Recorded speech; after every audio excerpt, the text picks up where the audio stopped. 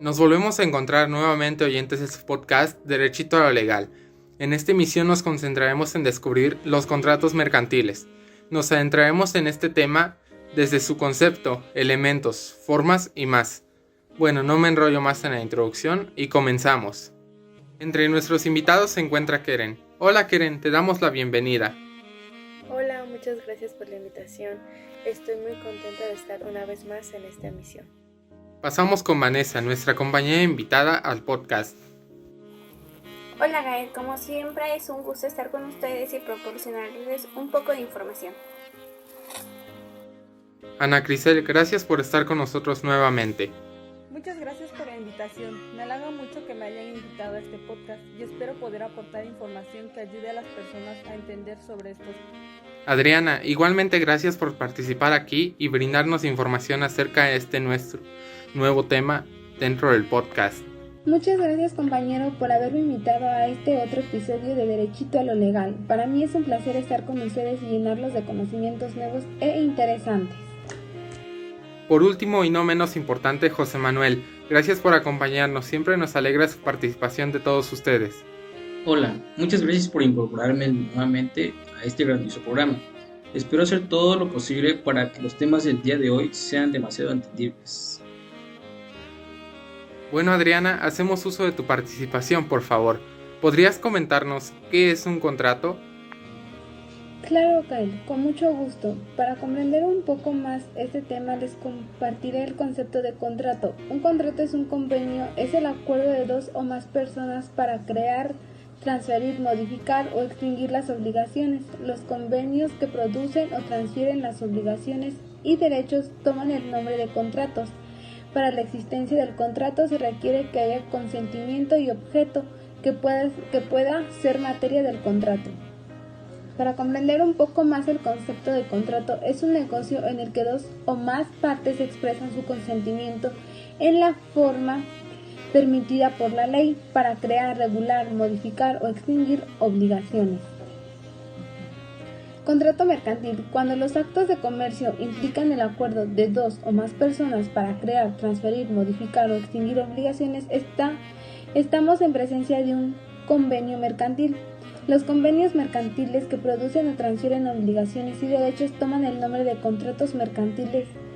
Los convenios mercantiles, cada uno de ellos se obligan en la manera y términos que aparezcan que quiso obligarse sin que la validez del acto comercial dependa de la observancia de formalidades o requisitos determinados con las siguientes excepciones.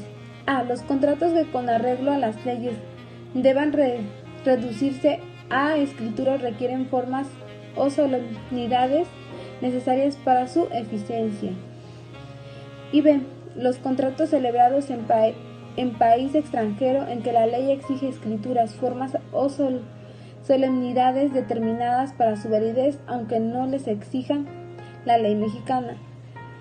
Respecto a lo que comenté anteriormente, el contrato mercantil genera los derechos y obligaciones a las partes que tiene como objeto actos de comercio. La única diferencia que existe entre un contrato mercantil y uno civil es que el objeto de los contratos mercantiles son actos de comercio, así que estos contratos son todos aquellos que realizan actos de comercio y estos podrían ser un contrato de compra y venta de un automóvil o de una cosa. Ahora mi compañera Ana Crisel les hablará acerca de las diferencias que hay entre un contrato y un convenio.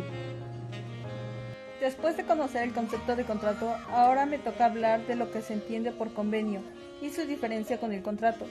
Convenio es el acuerdo de dos o más personas para crear, transferir, modificar o extinguir obligaciones. Esto solo hablando en sentido general, ya que el contrato es una especie de género del convenio, y que el primero de tales vocablos solo debe emplearse para aquellos acuerdos de voluntades por virtud de las cuales se producen o transfieren obligaciones o derechos. Cuando se modifiquen, extingan obligaciones, puede menester el empleo de la palabra convenio. Ejemplo. Lo que nos dice es que el concepto de convenios que nos da el Código Civil Federal y que menciona los atributos de crear, transferir, modificar o extinguir se entiende como el concepto general, ya que el convenio es un término muy amplio dentro del concepto general de convenios. encontramos la subdivisión de contratos y convenios en sentido estricto. Ahora bien, los atributos antes mencionados se separan entre estos dos. Los contratos incluyen los atributos de crear y transferir. Mientras que por el otro lado, los convenios cuentan con los atributos de modificar y extinguir. Para poder ayudar a comprender más, pondré un ejemplo para que podamos notar la diferencia entre estos dos. Supongamos que somos un comprador tratando con un vendedor y generamos un contrato de compra-venta en donde se establecen derechos y obligaciones de cada una de las partes. Y por ejemplo, el monto por el que se estableció ese contrato es de 2.500 pesos. Pero de pronto los precios en el mercado cambian y el servicio o producto que ayer tenía el valor en el mercado 2.500 pesos, hoy tiene un precio diferente. Lo que se establece en este caso es lo que haremos. Ya no se hará un contrato, sino bien se realizará un convenio modificatorio de ese contrato. Resumiendo lo anterior dicho, podemos ver cómo efectivamente el contrato se realizó para crear y o transferir la obligación y el convenio para modificarla. Ahora seguiremos con los elementos esenciales de los contratos y uno de estos es la capacidad legal de las partes contraponentes. ¿Pero qué es esto? La capacidad es la capacidad que tienen las personas legales para hacer las cosas. Solo quienes requieren el ministerio o la autorización de otras personas no son legalmente capaces. Los actos de las personas jurídicas se asemejan a los que se realizan de incapacidad cuando aquellas requieren un representante legal, persona natural o persona jurídica, para desarrollar sus objetivos y obligaciones. Bueno, entonces la capacidad es quien le da validez a un contrato, ya que una persona en estado alcohólico o bajo efectos de productos nocivos o personas que necesitan un titular y no se encuentren no puede dar validez y se anula en caso que se firme y no tenga la capacidad de obtener responsabilidades ni obligaciones. Y seguimos con uno de los siguientes elementos esenciales, que es el consentimiento, que en nuestra legislación es la condición única para la existencia del contrato, que tenga el consentimiento, o sea la manifestación de las voluntades de las partes en un acto jurídico. El fin que persigan las célebres el contrato es crear obligaciones con determinantes objetivos tendiéndose a satisfacer necesidades de una de las partes o de ambas. El consentimiento es uno de los elementos básicos y fundamentales que determinan la existencia de un contrato. Y esta descripción la dijo Peñasusa, y como lo dice él, es fundamental el consentimiento en un contrato, ya que si una de las partes no sabe de lo que trata, el contrato no se debe de firmar. O incluso si no firma un contrato sin saber qué es lo que tiene, se puede anular. En pocas palabras, el consentimiento es aquel que hace que exista el contrato junto con los derechos y obligaciones que debe tener. El siguiente elemento son las causas, y en nuestro Código Civil trae el siguiente concepto. De la causa, no puede ser obligación sin causa real o lícita, pero no es necesario excederla.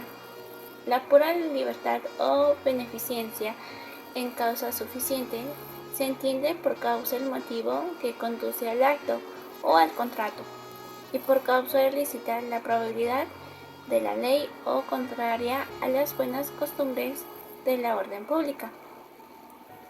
Hablando de las causas, una de las más comunes que se puede realizar un contrato mercantil es porque no tienen los suficientes recursos económicos para poder pagar un gasto, y sería una de las causas para que se active o se realice un contrato mercantil, y de esta manera en un lapso de tiempo o dependiendo del tipo de contrato se le llegue a pagar a la persona.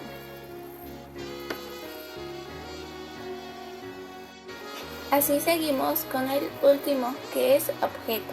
El objeto del contrato es producir obligaciones entre los contratantes. Para que el objeto de las obligaciones tenga validez, debe de llevar los siguientes requisitos. debe de ser existencia o real, debe de ser posible desde el punto de vista físico o material, debe de ser posible desde el punto de vista jurídico. El objeto de un contrato, como lo menciona el autor Peña Sosa, es recalcar más lo posible a lo que debe de ser real, que puede realizarse y debe de hacerse desde el punto físico y moral posible. Esto quiere decir que no se puede poner en el contrato algo ficticio o imaginable, como por ejemplo hadas, poder volar, cosas que son ilógicas. Por último, habla sobre que debe de ser posible desde el punto de vista jurídico. Esto quiere decir que debe de ser dentro de las posibilidades de la ley. Un ejemplo es que en el caso de un adeudo es pagarle con actos de prostitución o un servicio que no está dentro de la ley y que es ilegal. De esa manera no se puede llevar a cabo un contrato. Como conclusión a este podcast, he adquirido demasiada información que me puede ayudar en un futuro al tener que firmar un contrato o llevar un contrato. Pues estoy de acuerdo y estamos de acuerdo todos en que un contrato se lleva a cabo por dos partes, que es la que tiene derechos y otra que tiene obligaciones. En el caso del ámbito mercantil, hay diferentes contratos mercantiles como lo que son compraventa o pagarés, que sirven para pagarle a las personas o en cortos plazos darles pagos. Esto quiere decir que en algún momento de nuestras vidas llegaremos a usar uno de estos contratos y es fundamental saber los elementos esenciales, como también el concepto de lo que es un contrato y las formas que hay en un contrato. Pues nadie debe de estar obligado a firmar un contrato o llevar un contrato. La forma del contrato hace referencia al modo de cómo se manifiesta o declara la voluntad de las partes y por ende cómo se perfecciona el contrato. Es decir, que al realizar un acto jurídico se tiene que tener en cuenta la voluntad de las dos partes del contrato, que ninguno sea obligado a realizar este acto jurídico para que él mismo tenga la validez. Esta voluntad tiene que estar escrita o de igual forma puede ser oral, pero en el contrato tiene que estar en forma para que éste sea válido. Qué grandes aportes diste el día de hoy, pero ¿qué te parece si comenzamos con las modalidades de los contratos? Como primer punto tenemos a la compraventa mercantil. Este tiene por concepto que serán mercantiles las compraventas a las que este código les da tal carácter, y todas las que se hagan con el objeto directo y preferente de traficar. Para este concepto, lo más conveniente que debemos hacer o tener en cuenta es que si tú como comprador piensas en adquirir algo y lucrar pues con la diferencia del producto, se le denominará mercantil, porque a fin de cuentas piensas sacar provecho de la reventa, pero no siempre suelen salir bien las cosas, ya que en dado caso los productos pueden resultar con alguna imperfección o defectuosos, por decirlo así.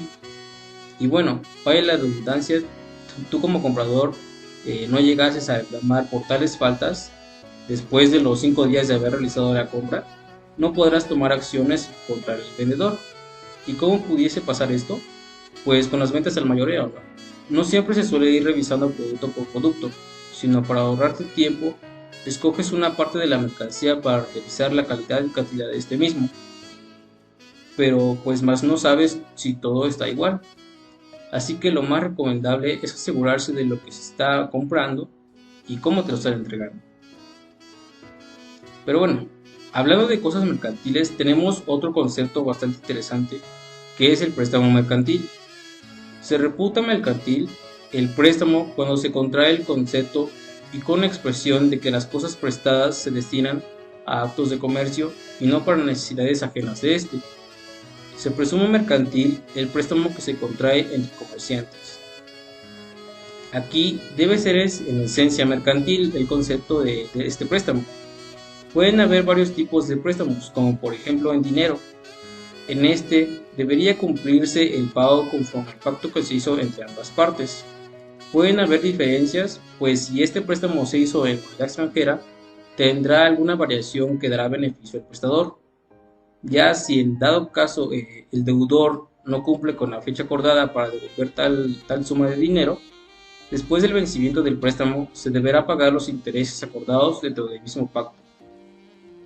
Más ejemplos de estos son los títulos de valores y también en préstamos en especies.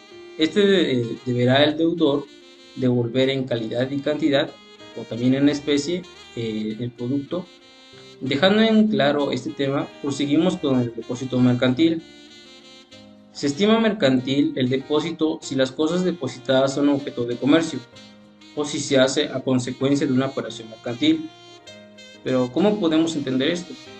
Pues como primer punto, se entiende que pueden sobresalir estos depósitos después de una operación mercantil o dentro de ella, ya que si tú como comprador no tendrías el espacio suficiente en tu local donde decides o deseas revender tal mercancía, el vendedor podrá quedar como depositario de ella.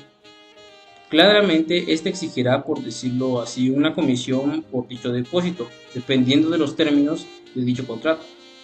Si en cambio este depositario tanto puede tener beneficios, podrá tener varias obligaciones, como lo es de cuidar tal mercancía, o si en dado caso este sufriese desperfectos, tendrá que devolver tal depósito a como lo recibió. Y bueno, ya como penúltimo tema, deberíamos hacer una pequeña referencia a conceptos que hemos visto antes, con el que veremos a continuación, que es el contrato de adhesión. Se entiende por contrato de adhesión el documento elaborado unitariamente por el proveedor para establecer en formatos uniformes los términos y condiciones aplicables a la adquisición de un producto o la prestación de un servicio, aun cuando dicho documento no contenga todas las cláusulas ordinarias de un contrato. Para este concepto creo que puede tener un marco bastante grande para los contratos mercantiles, ya que son las condiciones que tiene el vendedor o proveedor para su establecimiento. Y no vamos muy lejos, puesto a que lo haces, creo que casi diario, ¿no? O en este caso, si vas a una tienda departamental y ves algo que te agrada y decides comprar, tendrás que aceptar el precio que se está vendiendo. Tú no irás directamente a negociar si te pueden vender tal artículo, ¿no? Pues vas directamente a comprarlo.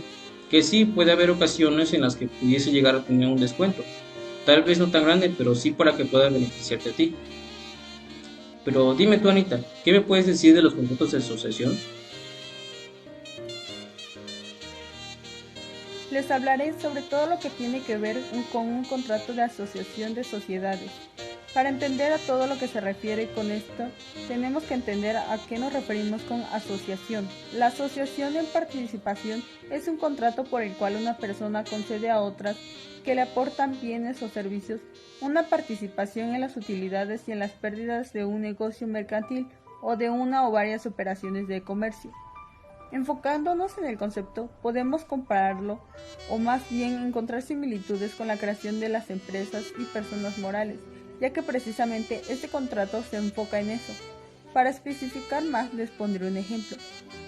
Imaginémonos que una persona quiere emprender, tiene la idea emprendedora y un poco de recurso económico, pero no es suficiente, requiere de un poco más de dinero y mobiliario, etc. Conoce a un amigo que puede proporcionarle eso. Aunque la persona no tiene inconveniente en ayudarlo, se presenta un problema. Esta persona no tiene el tiempo para dejar su trabajo y enfocarse en una empresa que apenas comienza. Aquí lo que hacen es realizar un contrato de asociación en participación. Pasamos ahora a la forma del contrato de asociación en participación, pues se plasma en un papel firmado el acuerdo para tener en cuenta las cláusulas que se pusieron y de esta forma no tener represalias. En la forma del contrato para la asociación en participación hay que dejar en claro que las dos partes deben estar de acuerdo para ejecutar este contrato, pues es de suma importancia para la realización de la negociación o del negocio que se vaya a ejecutar. Ahora, con el contenido del contrato de asociación en participación, pues este contrato debe estar firmado por escrito con los acuerdos y porcentajes de participación en el negocio. Se requieren mínimo 2 personas, no tiene personalidad jurídica distinta a la de los socios. El encargado y representante del negocio será siempre el asociante. El asociante debe ser el responsable de todas las obligaciones fiscales como IVA, ICR, etc. Los beneficios y las pérdidas se distribuyen de acuerdo a lo pactado ya en el contrato. Es decir, que en el contrato se tiene que describir que los contratantes están de acuerdo con los porcentajes que ellos establecieron para así no tener conflictos. Tener en claro que hay 2 partes que tienen que contraer beneficios y que solo el representante del negocio tendrá todas las obligaciones fiscales, pues él conoce muy bien su negocio y debe ser el encargado para que no haya malos entendidos. Muchas gracias, compañeros, por compartirnos todos sus puntos a tratar en esta emisión. Ahora sí pasaremos a las conclusiones. Iniciamos con Keren. Bueno, pues inicio dando las gracias por la invitación y espero que los que nos hayan sintonizado hayan igual aprendido tanto como yo, y que mejor que aprender pues sobre los contratos mercantiles, ya que estos nos pueden ayudar en un futuro cuando queramos realizar algún negocio, así ya tengamos un poco de conocimientos sobre los contratos mercantiles. Tal y como hemos podido comprobar, podemos decir que este podcast es una herramienta indispensable en el estudio de temas de importancia mercantil, ya que es una manera más atractiva y entretenida de abarcar estos temas que no son nada común en la vida cotidiana. Los temas que hemos abarcado en estos tiempos tienen características diferentes que hacen más tedioso el estudio de estos. El podcast es una forma dinámica de conocer e interpretar conceptos. Luego del análisis de las lecturas correspondientes y a través de mi reflexión personal, me permito comprender la importancia de los medios de recursos sonoros en la educación, sus ventajas y aplicación. En mi participación en el foro de esta actividad, cité como definición de los recursos auditivos en la educación que son un medio didáctico que supone la existencia de elementos sonoros con contenidos educativos y que han sido creados a partir de un proceso de planificación didáctica. De estos medios educativos brindan diferentes beneficios, entre los cuales puedo destacar: se puede integrar con facilidad en diversos contextos educativos. Pueden ser reproducidos en cualquier lugar y en varios medios, como en reproductores de audio, dispositivos móviles, computadoras, grabadoras, entre otros. Entre las aplicaciones más comunes de los recursos sonoros en la educación, puedo citar que dependiendo de la audiencia y teniendo en cuenta sus intereses y motivaciones, existen variedad de recursos en los cuales se pueden transmitir con un contenido educativo como libros auditivos, entrevistas, ponencias, educación a distancia, instructivos o manuales, material de apoyo a clases presenciales, entre otros, los cuales, incluyendo otro tipo de contenido, pudimos analizar y conocer ejemplos de ellos durante el desarrollo de la actividad. Igualmente, esta actividad me permite compartir una experiencia personal con respecto a la utilización de recursos educativos en el aula junto con la socialización a los demás compañeros del grupo asignado respecto a sus opiniones y reflexiones, así como sus experiencias. En lo que a mí respecta, me quedo con un buen sabor de boca al darme cuenta de que el podcast es un buen recurso para transmitir información más fácil y de una forma más entretenida. Existen muchos tipos de medios de comunicación para compartir información, pero sin duda uno de los más informativos es un podcast. Y con lo que respecta a este podcast, me complace decir que aunque mis compañeros y yo no teníamos tanto conocimiento sobre los temas que se abordaron, no fue excusa para hacer un buen trabajo y buscar información que podría serles de utilidad. Agradezco el tiempo que han tomado ustedes como audiencia, el tiempo que nos han dado para nosotros poderles presentar este podcast. Gracias, público conocedor. Gracias. Como conclusión a este podcast, he adquirido demasiada información que me puede ayudar en un futuro al tener que firmar un contrato o llevar un contrato. Pues estoy de acuerdo y estamos de acuerdo todos en que un contrato se lleva a cabo por 2 partes, que es la que tiene derechos y otra que tiene obligaciones. En el caso del ámbito mercantil, hay diferentes contratos mercantiles como lo que son compraventa o pagarés, que sirven para pagarle a las personas o en cortos plazos darles pagos. Esto quiere decir que en algún momento de nuestras vidas llegaremos a usar uno de estos contratos y es fundamental saber los elementos esenciales, como también el concepto de lo que es un contrato y las formas que hay en un contrato, pues nadie debe de estar obligado a firmar un contrato o llevar un contrato.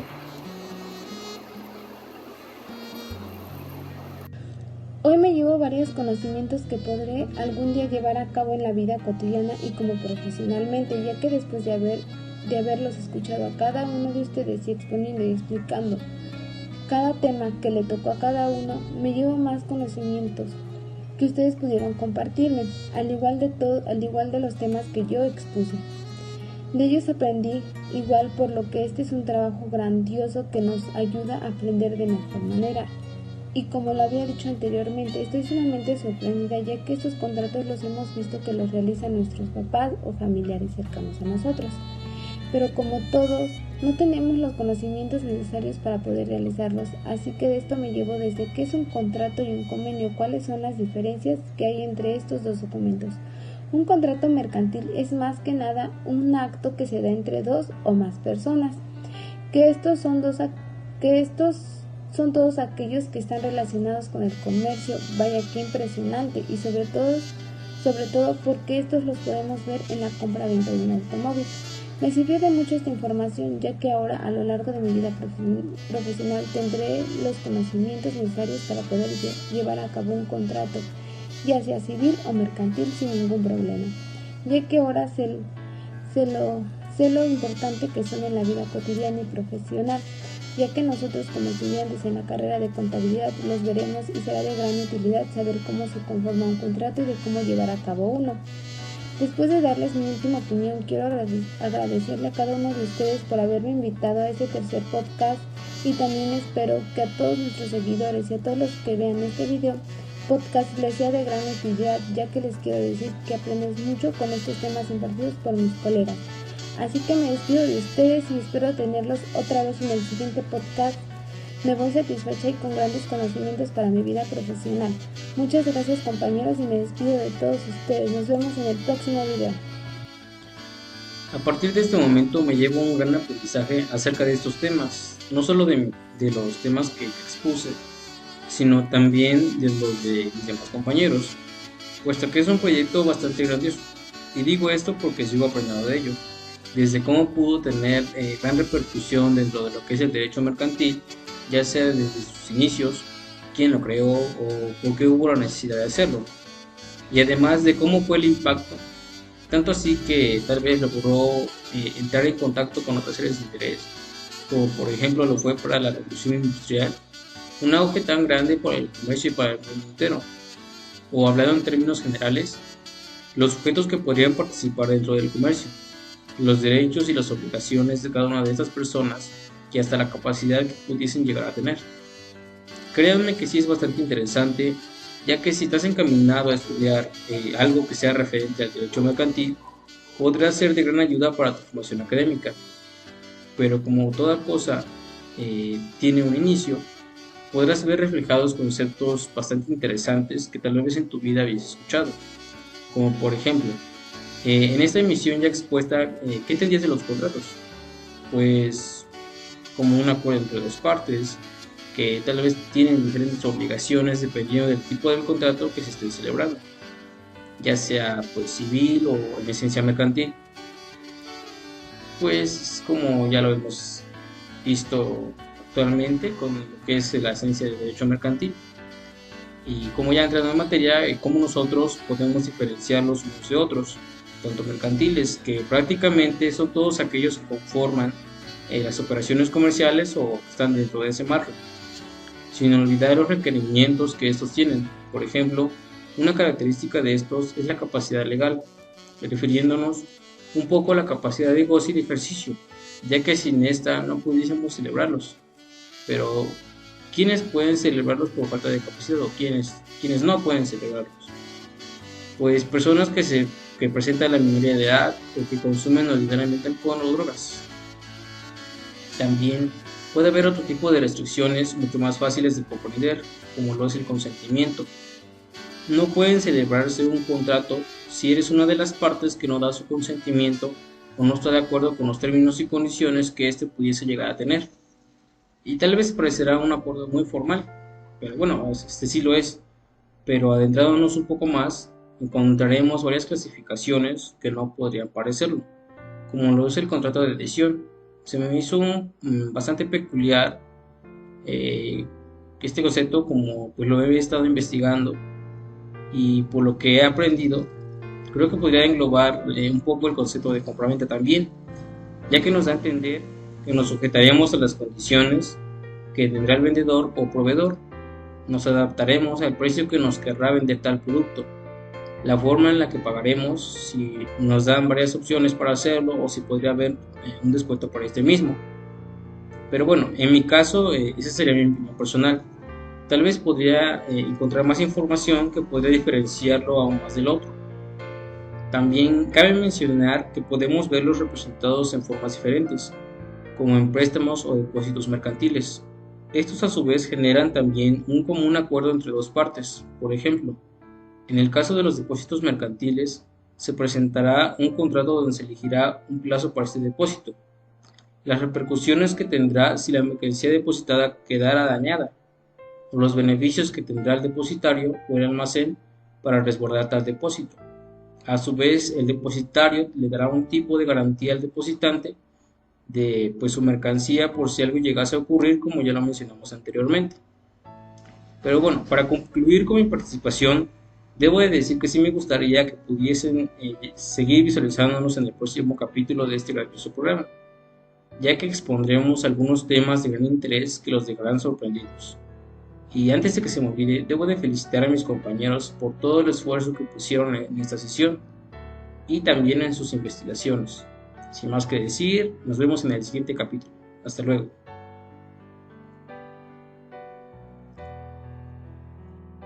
En esta emisión del podcast me tocó ser el conductor, un papel muy importante. A pesar de no haber podido ayudar a dar conocimientos como siempre lo he hecho, pero gracias a ello he podido observar cómo se desarrollan los contratos mercantiles, qué importancia tienen, para qué sirven, cómo se utilizan correctamente y más.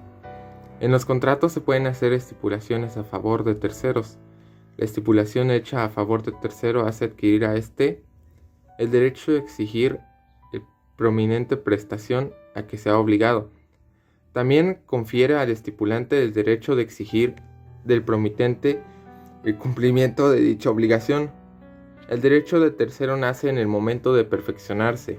El contrato, salvo la facultad de los contratantes, conservan imponerle las modalidades que juzgue convenientes, siempre que éstas estén expresamente en el referido contrato. La estipulación puede ser revocada mientras que el tercero no haya manifestado toda su voluntad de tal querer aprovecharla.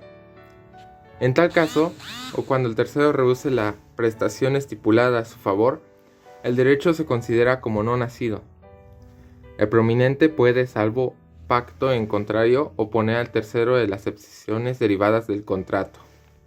La importancia de saber este tipo de información sinceramente es de mucha utilidad, no solo para una clase más de derecho, sino para conocimiento, para no ser víctima de una persona con esos conocimientos, y mucho dentro de esta unidad. Sin embargo, creo que hace falta aprender mucho más. Hay un gran camino por aprender. Sin embargo, me llevo un gran aprendizaje acerca de esta unidad. Aprendimos demasiado acerca de los contratos mercantiles. Y para dar concluido finalmente, quisiera poder volver a ser el invitado de este podcast, pero ahora sí como una persona que brinda la información necesaria para que sepamos todos. Yo me despido, muchas gracias.